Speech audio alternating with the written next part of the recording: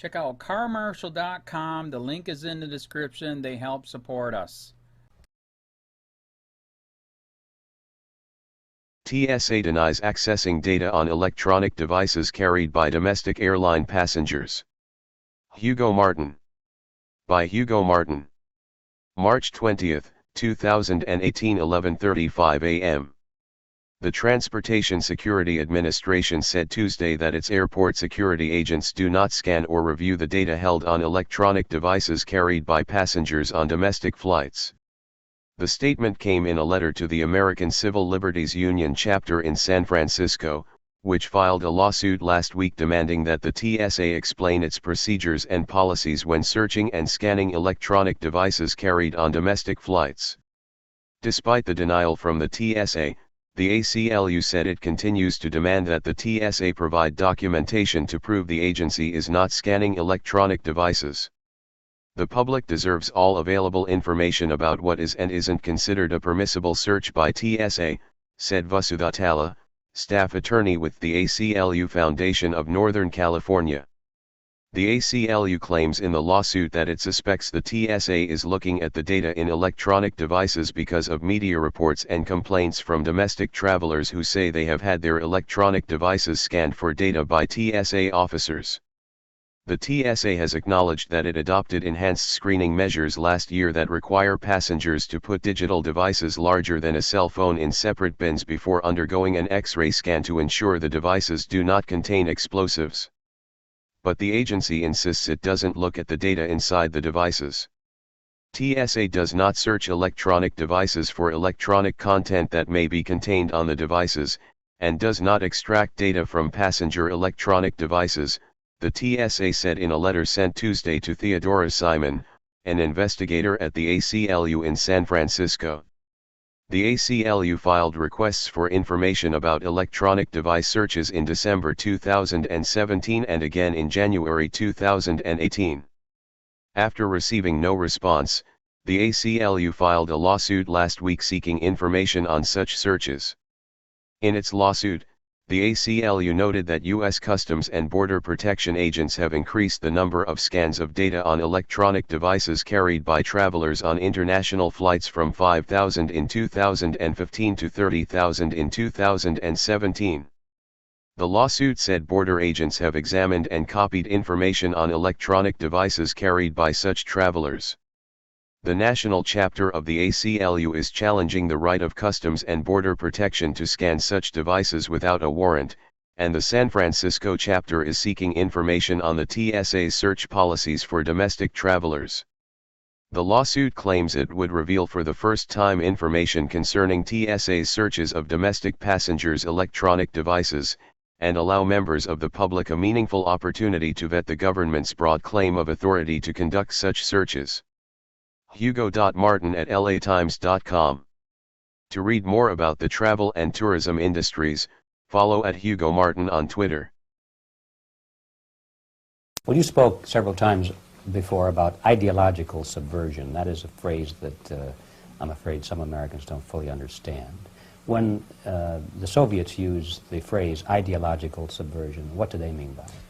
Ideological subversion is the process which is legitimate, overt, and open. You can see it with your own eyes. All you have to do, all American mass media has to do, is to unplug their bananas from their ears, open up their eyes, and they can see it. There is no mystery. There is nothing to do with espionage. I know that espionage intelligence gathering looks more romantic. It sells more deodorants through the advertising, probably. That's why your Hollywood producers are so crazy about James Bond type of thrillers. But in reality, the main emphasis of the KGB is not in the area of intelligence at all.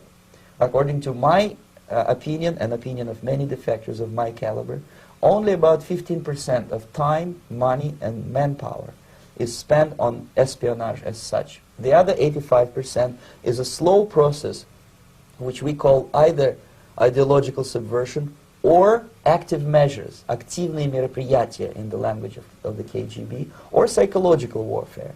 What it basically means is to change the perception of reality of every American to such an extent that despite of the abundance of information, no one is able to come to sensible conclusions in the interests of defending themselves, their families, their community, and their country.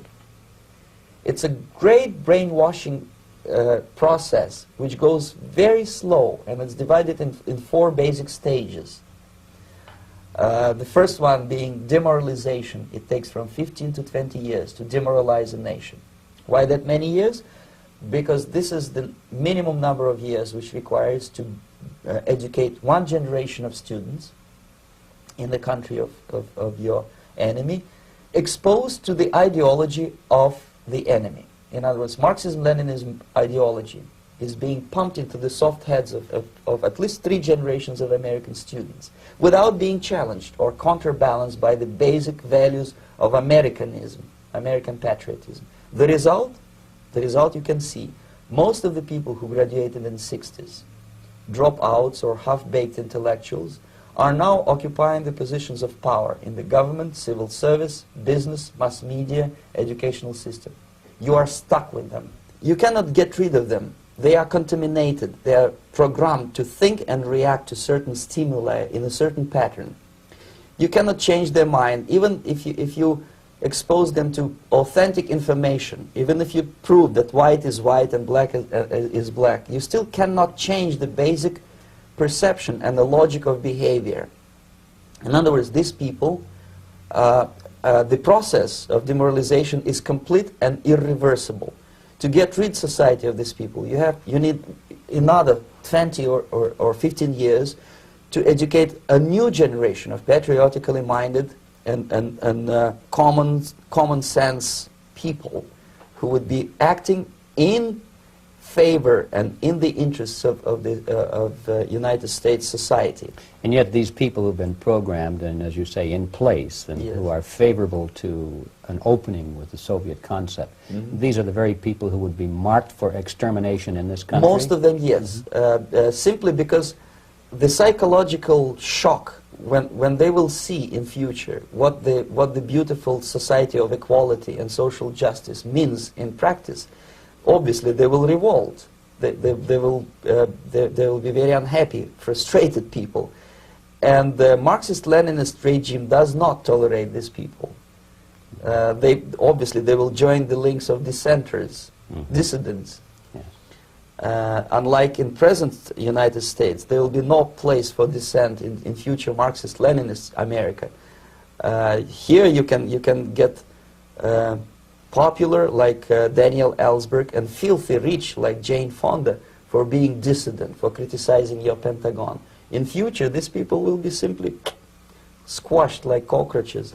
Nobody is going to pay them nothing for their beautiful, noble ideas of equality. This they don't understand, and it will be greatest shock for them, of course. The demoralization process in the United States is basically completed already.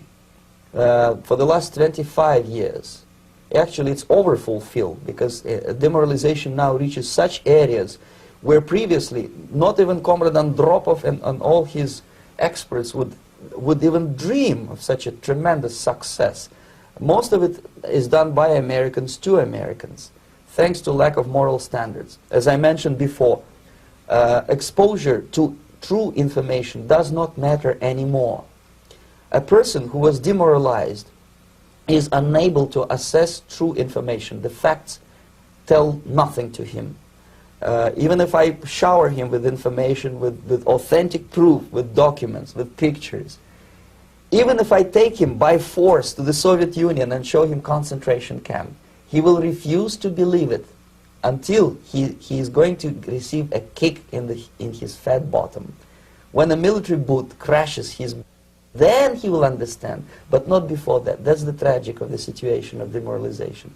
So basically America is stuck with demoralization, and unless, even if you start right now, here, this minute, you start educating new generation of Americans, it will still take you 15 to 20 years to turn the tide of ideological perception of reality back to normalcy and patriotism. The next stage is destabilization. This time, subverter does not care about your ideas and the patterns of your consumption. Whether you eat junk food and get fat and flabby, it doesn't matter anymore. This time, and it takes only from 2 to 5 years to destabilize a nation, what matters is essentials: economy, foreign relations, defense systems.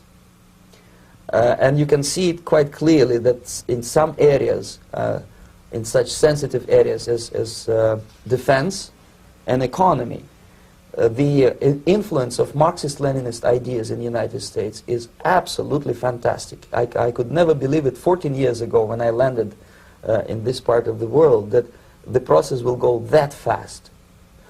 The next stage, of course, is crisis. It may take only up to 6 weeks to bring a country to the verge of crisis. You can see it in Central America now.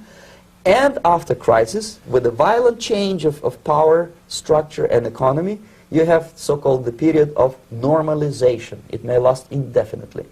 Normalization is a cynical expression borrowed from Soviet propaganda. When the Soviet tanks moved into Czechoslovakia in '68, Comrade Brezhnev said, "Now the situation in brotherly Czechoslovakia is normalized." This is what will happen in the United States if you allow all these schmucks to bring the country to crisis, to promise people all kind of goodies and the paradise on earth, to destabilize your economy, to eliminate the principle of free market competition, and to put a big brother government in Washington, D.C., with benevolent dictators like Walter Mondale, who will promise lots of things, never mind whether the promises are fulfillable or not. He will go to Moscow to kiss the bottoms of new generation of Soviet assassins. Never mind. He will create false illusions that the situation is under control. Situation is not under control. Situation is disgustingly out of control. Most of the American politicians, media, and educational system trains another generation of people who think they are living at a peacetime. False. The United States is in the state of war, undeclared total war against the basic principles and the foundations of this system. And the initiator of this war is not Comrade Andropov, of course.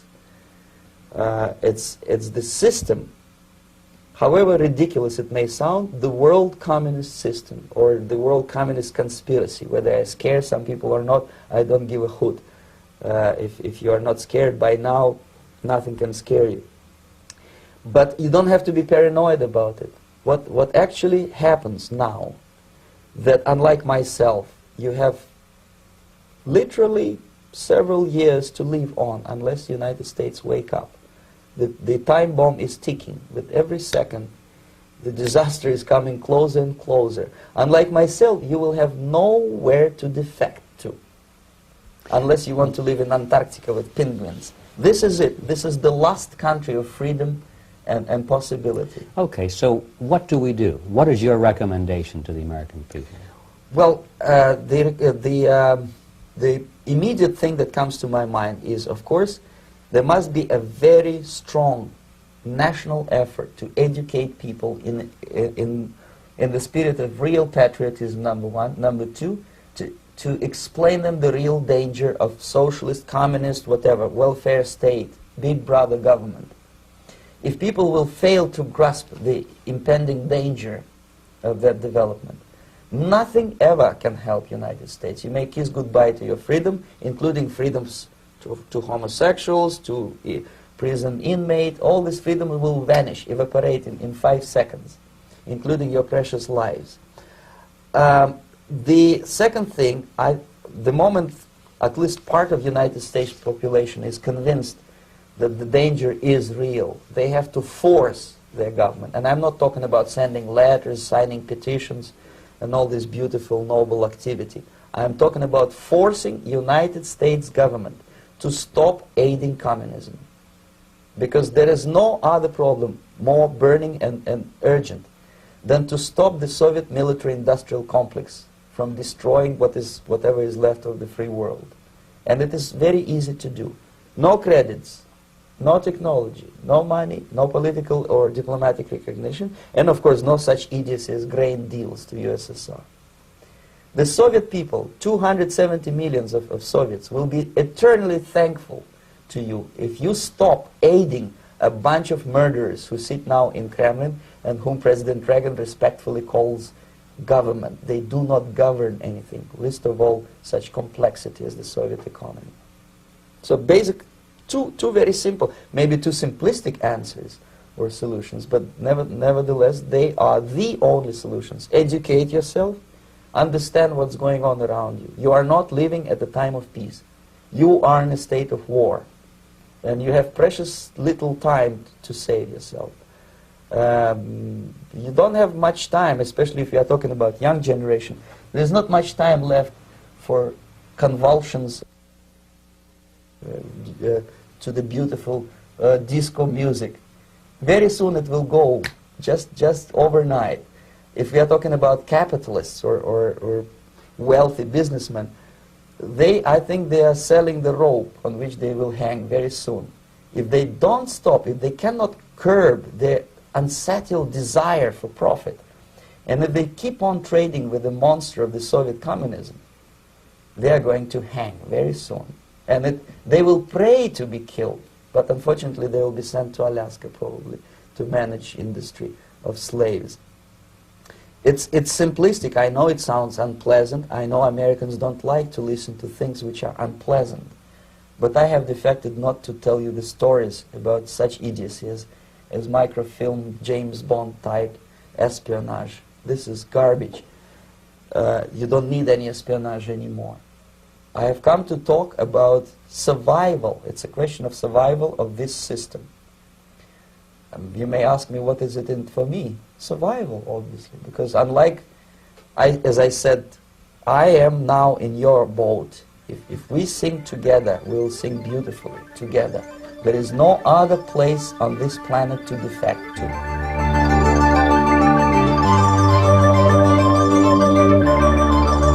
County, this is Charlotte County COPWATCH, and I wanted to explain what fair use is. You can use pieces of news articles if you're doing it for news reporting, you have commentary, and you're doing it for education purposes. So that's what fair use is, as you can see right here. Another reason why I wanted to make this video is to let you know I have just joined with Patreon. A nice thing with Patreon, I make no money on YouTube. They took the money away years ago, and so this is another way to give, and it's a nice thing too because you can give monthly. You can give $1, $5, $10, whatever. I do 4 to 5 hours a day on trying to wake the sheeple up on how corrupt it is and different ways that you can fight the corruption. So Patreon is a way that you can do it, and then of course the old way is still there. Donate to Sheriff County COPWATCH with PayPal or credit card. So keep that in mind. 4 to 5 hours a day. I make no money, but the corruption happened to me and I'm sick of it, so I'm trying to wake people up. But my wife would love it if if we could get some help out there. There's 47,000 subscribers. Just think if each one of you subscribers just gave let's say actually yes, $1 a month. 47,000 subscribers gave $1 a month. That would be awesome. That's not going to happen. But anyways, that would be great if it did happen. But do the math in your head. Just think about it. Like I said, 4 to 5 hours a day. I get no money from YouTube. YouTube has gone nuts. You can't do anything anymore. They're taking the money away everywhere. So these are a couple different ways that you can still help out with all this time that I put in. And as you know, I'm in a special situation where at least I can do it. 4 to 5 hours a day. We have a cleaning company during the day. That's what allows me to do this, and we're debt free. So this is my hobby. I don't go fishing and all that other crap. I try to save the world. So help me out to make the wife happy, man. In fact, if you guys did give $1 a day, and there was 47,000 of you, and you did it, and each of you gave $1, and that was every month, oh my God, yes, I could quit. I could start suing them. Another idea too that we have is, if I got you know, some funds, we could actually contact everyone that has been ticketed and or arrested and put in jail and start sending them postcards to let them know we're here, and to see if everything went all right, and if it didn't, find out their story. So we could even do more investigations and more lawsuits. Lawsuits take money. So just think about that. You know, 47,000 of you so far right now. You know, $1 a day. I mean, $1 a month on Patreon, or $5 a month Patreon, 10, 20, whatever. Just do the math in your head. Help out. This is a lot of work every single day. Thanks.